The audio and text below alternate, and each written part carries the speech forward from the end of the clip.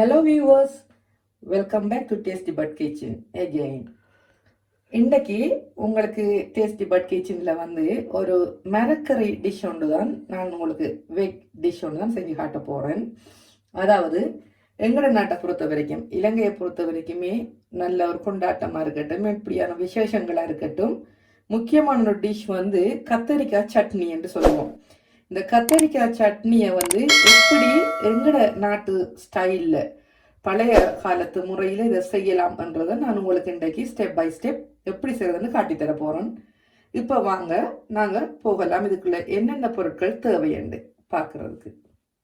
Okay, இப்போ பாருங்க, கத்தரிக்காய் வந்து இதில் நான் 700 கிராம் கத்தரிக்காய் எடுத்து இப்படி ஸ்கொயர் மாதிரி சின்ன சின்னனா இந்த மாதிரி பதத்துக்கு வெட்டி இருக்கிறேன். இந்த சைஸ்ல வெட்டி இருக்கிறேன். பாருங்கோ, இந்த சின்ன குட்டி குட்டியா வெட்டி இருக்கிறேன். இது வந்து 700 கிராம் கத்தரிக்காய்.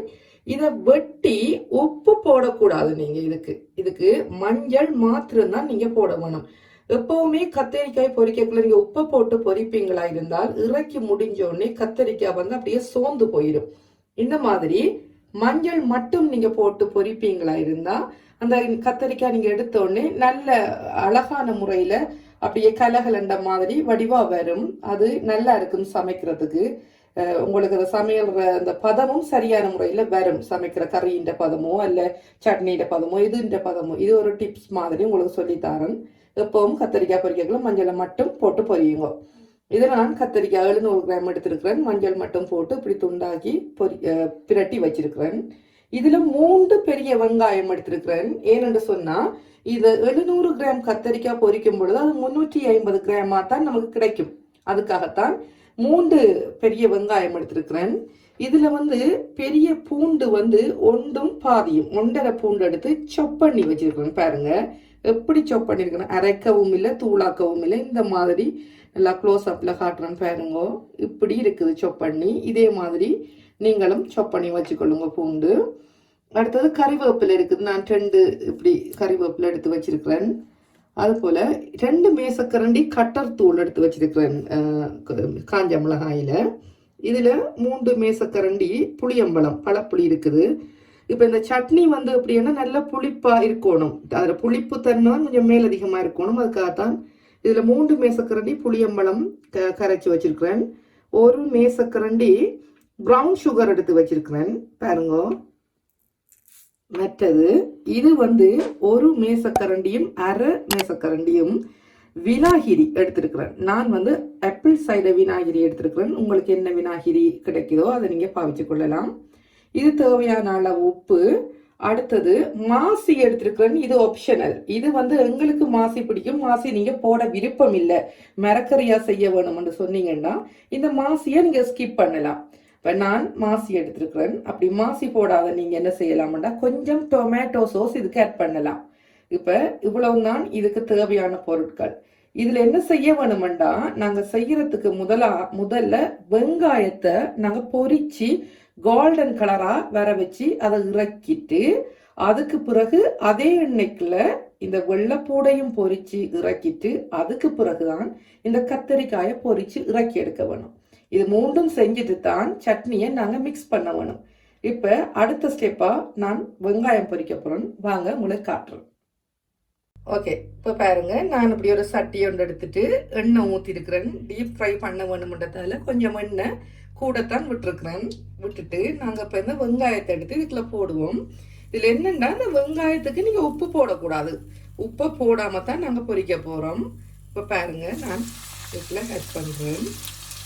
ஆட் பண்ணி நிறைய போட்டு பொரிக்க வேணாம். கொஞ்சம் கொஞ்சமாக போட்டு நல்ல கலகலண்டு கிறிஸ்பினஸ் வர மாதிரி கோல்டன் கலருக்கு வர மாதிரி நாங்கள் எடுத்துக்கொள்ள வேணும். இப்போ இந்த வெங்காயம் நல்லா பொரிஞ்சோன்னு நான் உங்களுக்கு இறக்குற பதம் வரக்குள்ள காட்டுறேன். பாருங்க, இப்போ பாருங்க, இந்த வெங்காயம் பொரிஞ்சு கொண்டு வந்திருக்குது கோல்டன் கலரா. இப்போ நாங்கள் இதை எடுக்க போகிறோம். பார்த்தா உங்களுக்கு தெரியும் கலகலண்டு இருக்குது இந்த வெங்காயம். ஏன்னு சொன்னால் நாங்கள் உப்பு போடாததால இப்போ நாங்கள் இந்த ஸ்டேஜில் இறக்கி கொள்ளுவோம். இப்படி நான் ஒரு பாத்திரத்தை எடுத்திருக்கிறேன். இந்த ஏற்கனவே ஒரு தரம் இறக்கிட்டேன். இந்த பாருங்க, இறக்குறேன். இப்படி இறக்குறோம். பாருங்க கலகலகலண்டு வரும். இந்த வெங்காயம் உப்பு போடாமல் பொரிச்சா தான் அப்படி வரும். இப்போ போட்டிங்கன்னா அந்த குழஞ்ச மாதிரி வந்துடும்.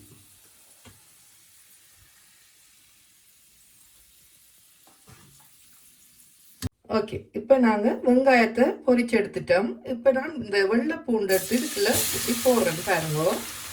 இப்படி போட்டு இந்த வெள்ளைப்பூடு நல்லா கோல்டன் கலருக்கு வந்தோடனே இதை இறக்கி எடுக்கணும்.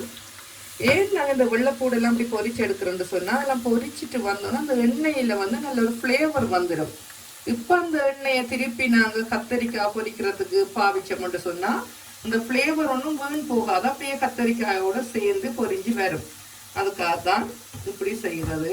பாருங்க, இந்த மாதிரி கோல்டன் கலருக்கு வருது வெள்ளைப்பூடு பொரிஞ்சு. இப்படி தான் வர வேணும் உங்களுக்கு. வரணுன்னா நாங்கள் அதை இறக்கக்குள்ள சட்டியை வந்து நெருப்பில் விடக்கூடாது, ஏன்னா தீஞ்சிடும். அதுக்காக சட்டியை மேலே தள்ளி எடுக்க வேணும். தள்ளி எடுத்துட்டு தான் நாங்கள் இறக்க வேணும். ஓகே, பார்த்தீங்கன்னா தெரியும், நான் சட்டியை அடுப்புலேருந்து எடுத்துட்டேன். இப்படி கோல்டன் கலருக்கு வருகிறது. இதையும் நாங்கள் அப்படி இறக்கி இந்த வெங்காயத்தோடு போட்டுக்கொள்ளுவோம். இப்படி இந்த பதத்தில், இந்த கலர் பதத்தில் இறக்கி கொள்ளுங்க.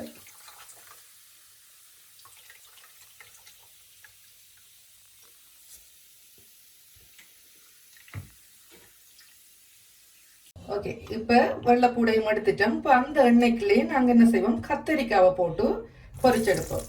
இப்போ எண்ணெய் நல்லா கொஞ்சம் இந்த சட்டியை எடுத்து வச்சுருந்தானே கொஞ்சம் சூடு ஏறட்டும். ஏறணுன்னு இப்படி போட்டு கத்தரிக்காயும் நிறைய போடக்கூடாது, கொஞ்சம் கொஞ்சமாக போட்டு பொரிச்செடுக்க வேணும். ஏண்டா எண்ணெய்க்கு ஏற்ற அளவுக்கே போட்டு பொரிச்செடுங்க. நிறைய போட்டிங்கன்னா இதுவும் கத்தரிக்காவும் உங்களுக்கு நீங்கள் எதிர்பார்க்குற மாதிரி கிறிஸ்பியாக வராது. அதுக்காகத்தான் கொஞ்சம் கொஞ்சமாக போட்டு இப்படி எல்லா கத்தரிக்காயையும் பொரிச்செடுங்க. நான் உங்களுக்கு எந்த பதத்தில் இறக்க வேணுமென்று இதை பொரிஞ்சவொன்னு காட்டுறேன். ஓகே, இப்போ பாருங்கள், இந்த பதத்தில் இந்த மாதிரி கோல்டன் கலராக வர வேணும். இந்த பதத்தில் இருக்க வேணும். இப்படி ஒன்றோட ஒன்று ஒட்டாத மாதிரி இப்படி கலகலண்டு இருக்க வேணும். பாருங்கள், நாங்கள் கத்தரிக்காய் பொரிஞ்சிட்டுது. நாங்கள் இறக்க போகிறோன்னு உங்களுக்கு காட்டுறோம். பாருங்க, இந்த பதம் இந்த மாதிரி இருக்கணும். இப்போ நீங்கள் இப்படி செய்யும் பொழுது உங்களுக்கே தெரியும், இந்த கரண்டியால் இப்படி மிக்ஸ் பண்ணதில் உங்களுக்கு அது கலகலண்டு இருக்கிறது தெரியும். அப்போ அதே பதத்துக்கு நாங்கள் இறக்கி இந்த எடுத்து வச்சிருக்கிறேன். பாருங்கள், நான் உங்களுக்கு காட்டுறதுக்காகத்தான் இந்த பதம் எந்த பதத்தில் இறக்க வேணும்ன்றதை காட்டுறதுக்காகத்தான் இப்போ நான் இதை உங்களுக்கு எடுத்து காட்டுறேன். பாருங்க, இப்படி எல்லாத்தையும் அதே பதத்துக்கு நான் பொரிச்சு எடுத்துருக்கிறேன். பாருங்க, உங்களுக்கு கரண்டியாக எடுத்து காட்டுறேன். பாருங்க, பார்த்தீங்கன்னா இங்கே பாருங்க, இப்போ இப்படி இங்கே இது செய்யும் பொழுது இப்படி மிக்ஸ் பண்ணும் பொழுது கலந்து இருக்கும். உங்களுக்கு பார்க்கறதுலே தெரியும், உங்களுக்கு கேட்கும் இல்லைங்க சத்தம்.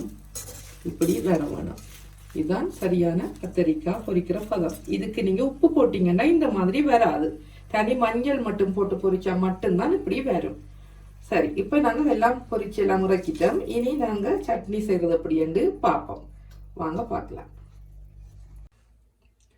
ஓகே, இப்போ நாங்கள் சட்னி செய்ய போகிறோம். பாருங்க, நான் சட்டி வச்சு 1 டேபிள் ஸ்பூன் அளவுக்கு எண்ணெய் கொஞ்சம் விட்டுருக்குறேன். இப்போ அது மெல்லிய சூடில் இருக்குது. இந்த நேரம் இந்த கறிவேப்பிலையை இதுக்குள்ளே போடுவோம். போட்டு அந்த கறிவேப்பிலை நல்லா பொரிப்படட்டும். எண்ணெய் வந்த நெருப்பு வந்து மெல்லிய சூடாகவே இருக்கட்டும். எண்ணெய் அதிகமாக கொதிக்க தேவையில்லை. இப்படி லைட்டாக இருந்தால் தான் நல்லா கூட நெருப்பு இருந்தால் தீஞ்சிடும்.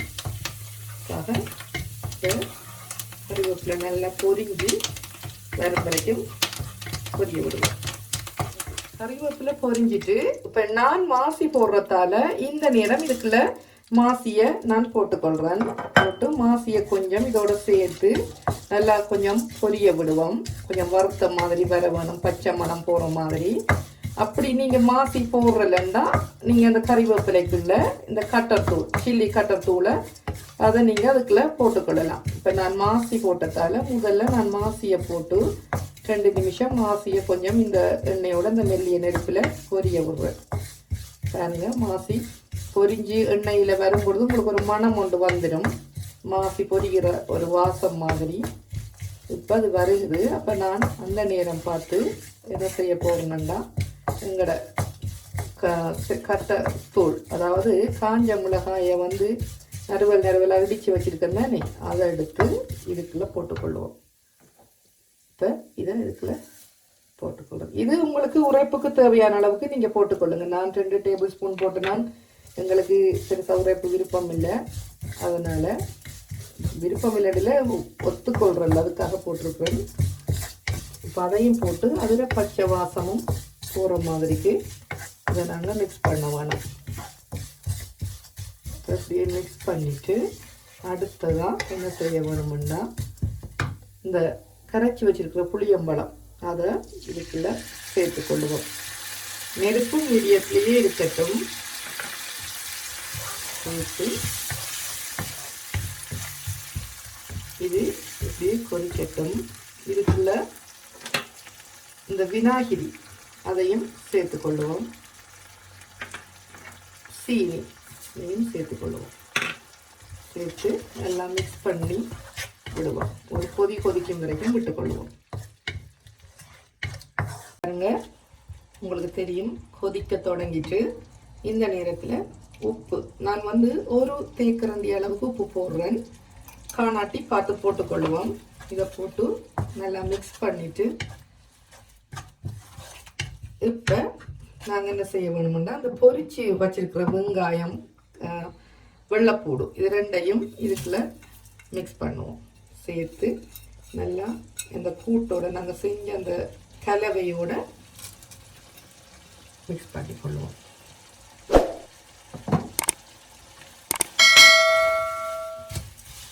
இப்படி நல்லா அந்த கலவையும் இந்த வெங்காய கூட்டும் சேர்ந்து நல்லா மிக்ஸ் ஆக வேணும். நல்லா மிக்ஸ் பண்ணிக்கொள்ளுவோம்.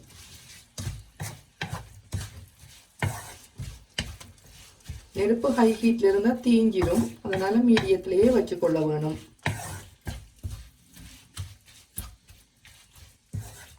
ஓகே, இப்போ பார்த்தீங்கன்னா தெரியும் எல்லாமே நல்லா மிக்ஸ் ஆகிட்டு. உப்பை பார்த்துக்கொள்ளுங்க. இந்த ஸ்டேஜில் நானும் பார்த்து கொஞ்சம் காணாமல் வந்ததுக்கு விட்டுருக்குறேன். இப்போ இந்த பதத்தில் நீங்கள் என்ன செய்ய வேணும், இந்த பாருங்க இந்த கத்தரிக்காய் அதை இதுக்குள்ள சேர்த்துக்கொள்ள வேணும். இதுக்குள்ள சேர்த்து நாங்கள் நல்லா மிக்ஸ் பண்ணிக்கொள்ளுவோம். இப்போ என்னென்னு சொன்னால் இந்த இந்த இந்த கத்திரிக்காய் சட்னி எல்லாம் வந்து நல்லா ரொம்ப நாளைக்கு நீண்ட நாள் நீங்கள் வச்சு அந்த நல்ல சாப்பாடுகளோட, ஏன் ஒயிட் ரைஸோட கூட கொஞ்சம் கொஞ்சமாக வச்சு சாப்பிட்றதுக்கு நல்லா இருக்கும். வச்சு பாவிக்கக்கூடிய ஒரு பொருள் தான் இது. இதெல்லாம் நிறைய வச்சு சாப்பிட்றல தானே கொஞ்சம் கொஞ்சமாக வச்சு சாப்பிட்றது. அதனால் வேலைக்கு போகிறாக்களுக்கு எல்லாம் இப்படி செஞ்சு வச்சுட்டாங்கன்னு சொன்னால் போக்குள்ளே ஒரு கறி இருந்தாலும் இதை வச்சு மிக்ஸ் பண்ணி சேர்த்து சாப்பிட நல்லா இருக்கும். அதனால தான் உங்களுக்கு இதை நான் இன்றைக்கு செஞ்சு காட்டுறேன். இப்போ என்ன பிரச்சனைன்னு சொன்னால், நல்ல விஷயம்தான், சப்ஸ்கிரைபர் எல்லாரும் நல்லா சப்ஸ்கிரைப் பண்ணுறாங்க, வீடியோவையும் பார்க்காங்க, எல்லாம் செய்கிறாங்க. ஆனால் வீடியோ பார்க்குற அளவுக்கான சப்ஸ்கிரைப் வந்து குறைவாக இருக்குது.